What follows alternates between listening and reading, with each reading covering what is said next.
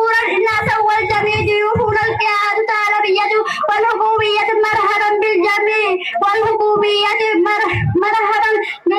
مرحبا شكرا لكم. السلام عليكم ورحمة الله وبركاته. وعليكم السلام ورحمة الله وبركاته. كان اسمه عند الولادة آدم محمد حمر ولد عن منطقة تولى التابعة لمقاطعة قنبلة في إملب شرق ما بدأ منذ صغره بدراسة القرآن الكريم والتعليم الإسلامية. نسبه ومولوده الطولي نسبه إلى تولى ناحية تقوم بجواري مدينة هرسان منها. ولد شيخ آدم تقريبا ولد شيخ آدم 1339 ثم قرأ في قرية جده عثمان بن منظم يجد على 50 سنة ثم هاجر على مدينة السبل ثم وبدأ ذلك فكان يغسل طلاب العلم ثم جلس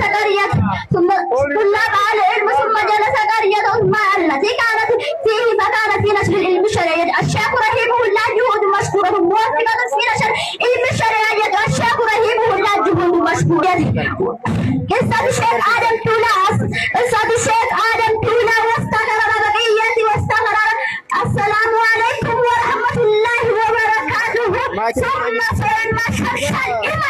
جميعا ذكورا إناثا والجميع ضيوفون القيادة العربية والحكومية مرحبا بالجميع والحكومية مرحبا شكرا لكم. السلام عليكم ورحمة الله وبركاته.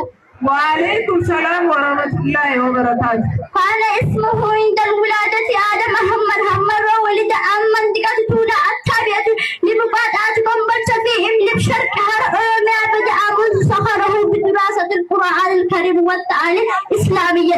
نسبه ومولوده الطولي نسبه إلى تولى ناحية تقوم بجواري مدينة هرسان منها. ولد شيخ آدم تقريبا ولد شيخ آدم 1339 ثم قرأ في قرية جده عثمان بن منظم يجد على 50 سنة ثم هاجر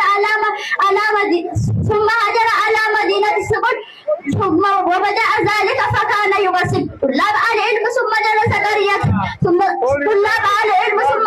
قرية عثمان التي كانت فيه فكان في نشر العلم الشرعي. الشيخ رحمه الله جهود مشكورة موفقة في نشر علم الشرعي. الشيخ رحمه الله جهود مشكورة. قصة الشيخ